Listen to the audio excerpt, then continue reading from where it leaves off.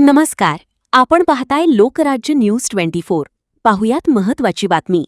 पुण्यातील कोंढवा परिसरात किरकोळ वादातून काही तरुणांनी कोयते फिरवत दहशत माजवल्याची धक्कादायक घटना समोर आली आहे. या घटनेदरम्यान मशिदीच्या इमामवरही हल्ला करण्यात आल्याची माहिती आहे.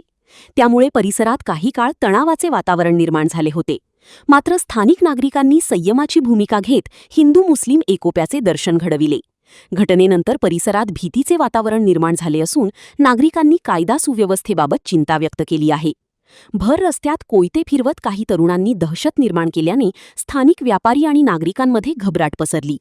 घटनेची माहिती मिळताच कोंढवा पोलीस ठाण्याच्या पोलिसांनी तातडीने घटनास्थळी धाव घेत परिस्थिती नियंत्रणात आणली. स्थानिक नागरिकांनी या घटनेला कोणताही जातीय रंग न देता शांतता राखण्याचे आवाहन केले. कोंढवा परिसर हा विविध धर्मीय नागरिकांच्या एकोप्यासाठी ओळखला जातो. अनेक वर्षांपासून हिंदू मुस्लिम बांधव येथे शांततेत आणि सलोख्याने राहत असून काही समाजकंटकांमुळे परिसराची प्रतिमा खराब होऊ नये अशी भावना नागरिकांनी व्यक्त केली. मशिदीच्या इमामवर झालेल्या हल्ल्याबद्दल सर्व स्तरातून निषेध व्यक्त करण्यात येत आहे.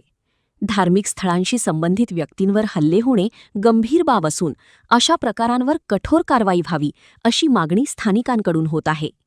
पोलिसांकडून परिसरातील सीसीटीव्ही फुटेज तपासले जात असून आरोपींचा शोध सुरू आहे. तसेच कोणताही अनुचित प्रकार घडू नये यासाठी परिसरात अतिरिक्त पोलीस बंदोबस्त तैनात करण्यात आला आहे. नागरिकांनी अफवांवर विश्वास न ठेवता शांतता आणि सामाजिक सलोखा कायम राखावा असे आवाहन पोलीस प्रशासनाकडून करण्यात आले आहे.